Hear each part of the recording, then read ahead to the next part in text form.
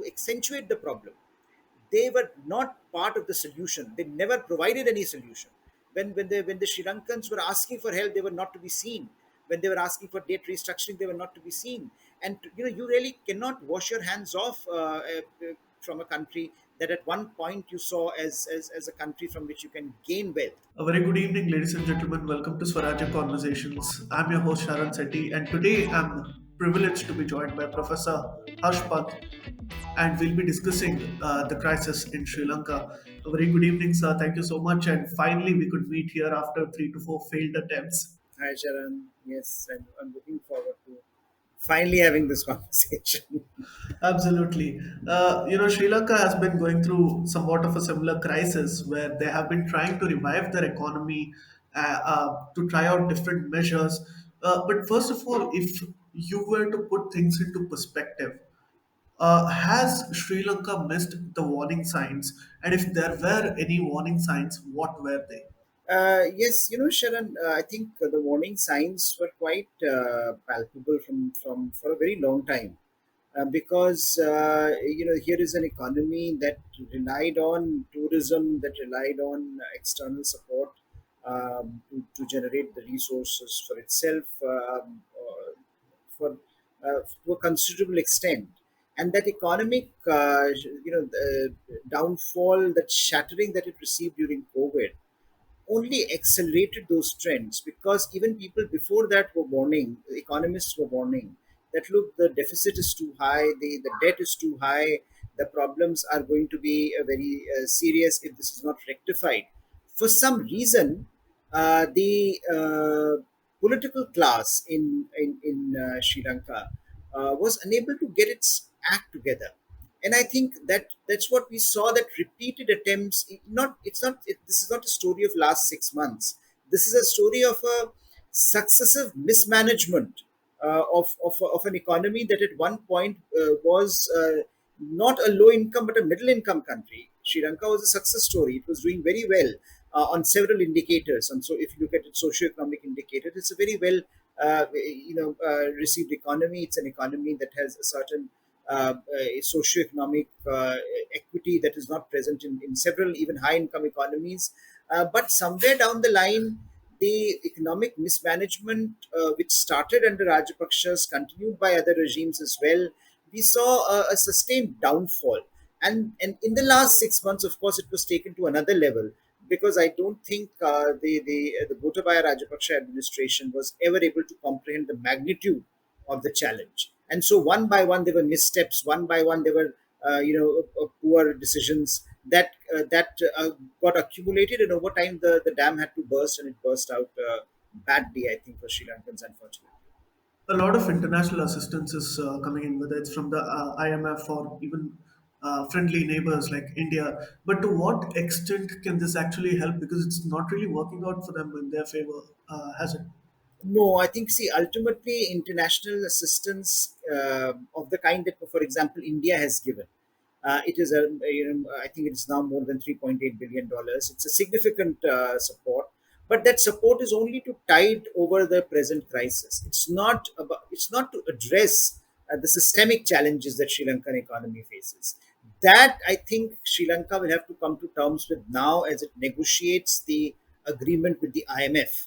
And you know how IMF agreements are, how IMF deals are. They very categorical decisions have to be taken, very tough decisions have to be taken. So unfortunately, in the short term, the ordinary Sri Lankans, will have to bear a lot of these costs, because subsidies will have to be cut, fiscal deficit will have to be brought under control, debt restructuring will have to be done. All that means that the state support to Sri Lankans, just at the time when perhaps they most need it, will not be there. So it's going to be a painful process of readjustment, and that, I think, that pain that they will have to bear will also then reinforce, in one way or another, their ability to gel with the political administration. So I think what has happened is that by their mismanagement, Sri Lankan political class has made this a political problem, which in the beginning was an economic problem. Today it's a political problem. That who will bell the cat, who will take those tough decisions, and we can talk about it. But the Vikramasinghe himself is not very popular with the people. He was seen as a member of the old regime, picked by Gotabaya Rajapaksa, and so there is a lot of anger against him as well. But he has been now put on the pedestal of the president, a person who does not have any support in parliament in terms of number of seats, just one seat. So there's going to be clearly a political problem as to how do you bridge the trust deficit with the people of Sri Lanka, and that's a big task. In that sense, Sri Lanka really has been left between the devil and the deep sea, because even IMF loans come under a certain precondition, and especially with China in the factor, we already know how the economy gets devastated. So, what is the solution out of this apart from the political maneuvering that is happening within the country? Even that doesn't seem to bear any result. No, and I think the political class will have to do much more than what they are doing at the moment. Even today, you see a lot of dissension within the political establishment, and one would have hoped that once even as far back as a few days back when Gotabaya Rajapaksa was fleeing the country, one would have hoped that the political class would at least come out and say, let's form an all-party government promptly. Let's come out with let us come up with a common minimum program. Because see, unless all political stakeholders are on board, uh, the kind of decisions that Sri Lanka has to take will not be able to take. So far we have not seen that happen. And I think that's the first thing that Sri Lankans have to do, Sri Lankan political establishment has to do, is to come out very openly, clearly about the short-term and immediate term costs that people will have to bear, and they will have to then become a part of that pain, absorbing process. But at the moment, you still see Sri Lankan political establishment jostling for influence, critiquing each other, not coming out with a national roadmap. And then, of course, once you have that in place, you have to negotiate with the IMF and ensure that IMF negotiations allow you that limited space to maneuver where you can help the most vulnerable and the most needy in Sri Lanka. You really cannot, the state cannot afford to get out of the way as many of the IMF deals expect you to do to reduce the state burden. But here, the state will have to play a role in Sri Lanka. But in the long term, I think it's not, one tranche of loan by IMF is not going to be the case. And I think um, uh, what we have seen also, unfortunately, is a country like China that was so visible when the going was good in Sri Lanka is disappeared when the trouble started. And I think they fibbed whether they wanted to when Sri Lankans wanted the debt restructuring to happen. They it has been Yeah. a very transparent process as far as China is concerned of not really coming to the aid of Sri Lanka. So I think India as a responsible player here will have to mobilize support for Sri Lanka with its partners, with other international fora, where I think because there are so many crises growing around the world, Sri Lanka is not receiving the kind of attention that it should. Because here is a case where a good economy has been battered. But I think India will have to do much more heavy lifting in not in providing more support. I think India has done what it could, and I think will continue to provide relief. But in the larger context, the scale of this crisis is so big that India will have to mobilize its friends and allies and partners, and then support Sri Lanka over the medium term, so that the long term sustainability becomes a viable option. At the moment, it looks very difficult road ahead. But it looks like China and its allies and the economists who are rather sympathetic to China seem to live in a denial, because even today, because of several publications pointing out to the fact that China is perhaps responsible for the acute debt to GDP ratio, they're still dodging that fact. Is that true? How much is China actually responsible for the current situation? See, you would not say that this crisis happened because of China, but China is a very important part of the story of the crumbling of a middle income country like this. And the fact that China's entire intent throughout was to continue to engage and to let Sri Lankan elite, and in this case, Rajapaksa clan, to acquire wealth, and not to actually ensure that the kind of investments that China is making is for the Sri Lankan people. So you had these white elephant projects, investment projects that China accumulated in Sri Lanka, which basically did nothing. They just accumulated debt on the backs of ordinary Sri Lankans. Now, if you look at the debt, it's staggering. But that debt was accumulated over the last 2 decades gradually, and the kind of conditionalities that China imposes, which are often hidden, so you don't know whether when you are taking money from China, what kind of conditionalities you'll be trapped into. And I think that's exactly what happened. China, over a period of time, gradually paid money, and when the money was coming, no one was complaining. Everyone likes free flowing free money. But when the costs started rising, you would recall the Sirisena government when it had come to power, they came with an understanding that there are problems in the debt to GDP ratio. They came with an understanding that something will have to be done about it. But look, when they wanted to, do something about Hambantota, they couldn't do anything. In the end, they had to Yeah, sign. It was the Sirisena government that had to give Hambantota port on a 99-year lease to China. So China may not be directly responsible for the omission and commission of the right. political elites in Sri Lanka, but it played such an important role. It has played such an important role in whatever economic activity that had happening in Sri Lanka, that it had to be at the heart of the story. And then I think to accentuate the problem, they were not part of the solution. They never provided any solution. When the Sri Lankans were asking for help, they were not to be seen. When they were asking for debt restructuring, they were not to be seen.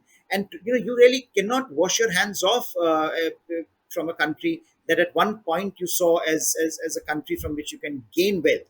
So I think Yeah. that mentality, that there are economies that have to be sucked dry for the benefit of China, but China in return is not responsible when a crisis comes. I think that is becoming very clear, and that I think is not simply a lesson for Sri Lanka, but for a number of other countries that are, that continue to view easy money from China as a good option. But I think that the realization that that easy money is never easy. It will come with some very Yeah. significant costs over the long term.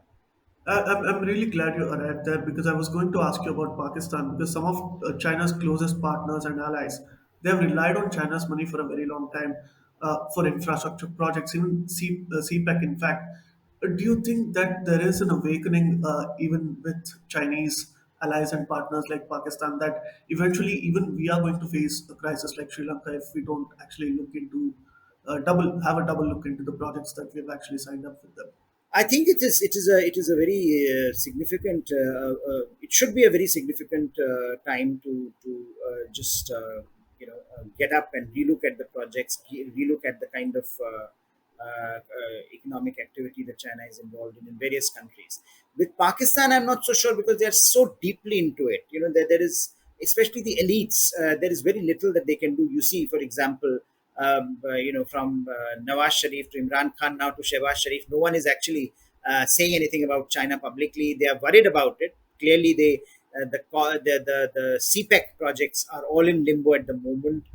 There is a lot of resentment, in parts of Pakistan through which CPEC, this whole corridor passes, especially in Balochistan. There is a lot of disenchantment.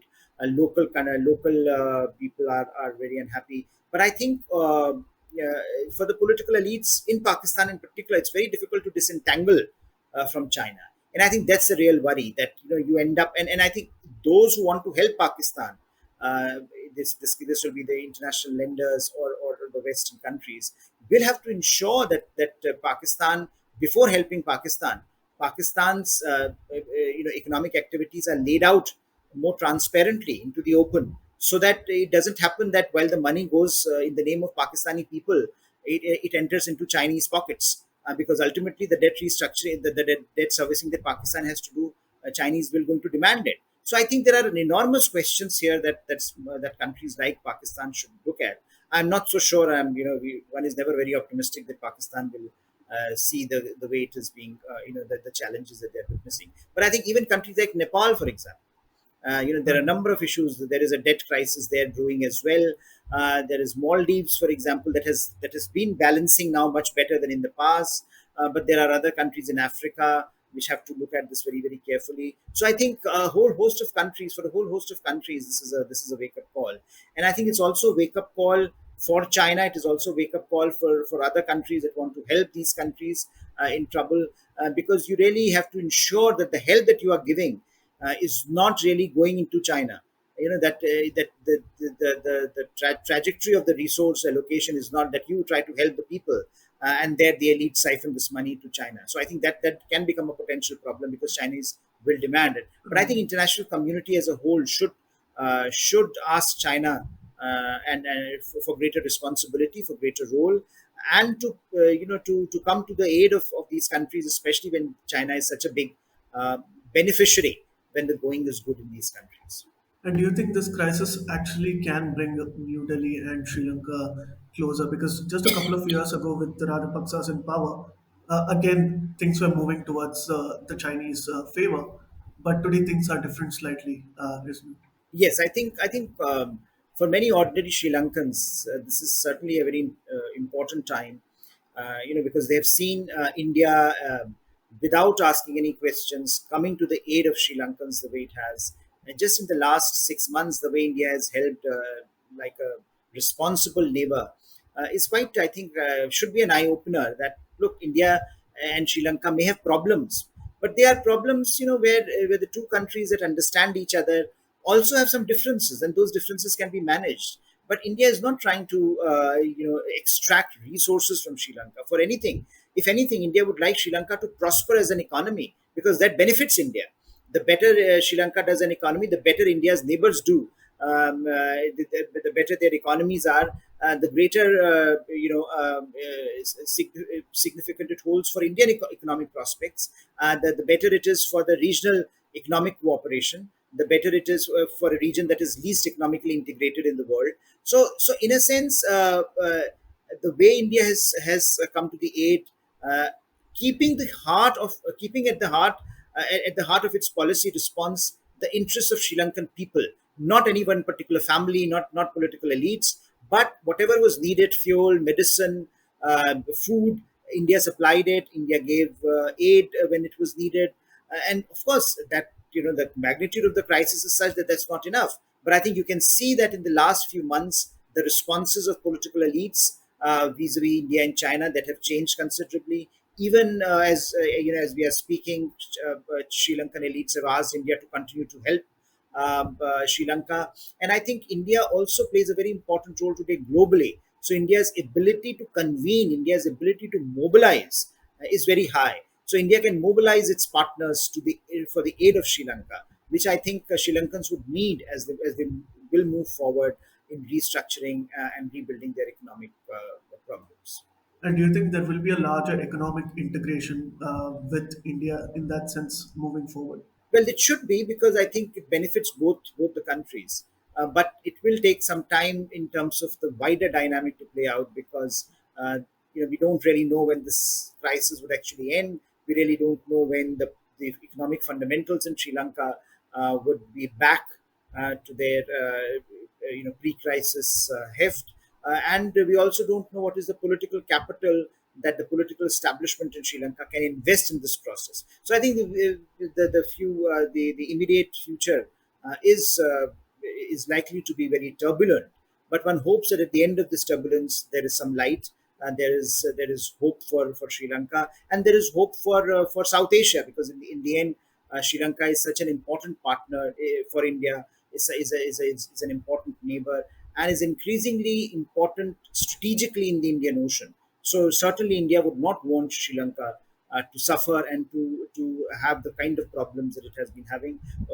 I think all Indians are hoping and praying that this resolves itself soon, and that Sri Lanka becomes the vibrant economic actor that it was before this crisis. Professor Pant, thank you so much for joining me. It's always a pleasure to talk to you. Thank you, Sharon. Thank you so much. If there are any questions, viewers, please do let us know, and we'll be happy to have Professor Pant on our show again, and we'll address many of them together. Until then, this is your host, Sharon Singh, signing off.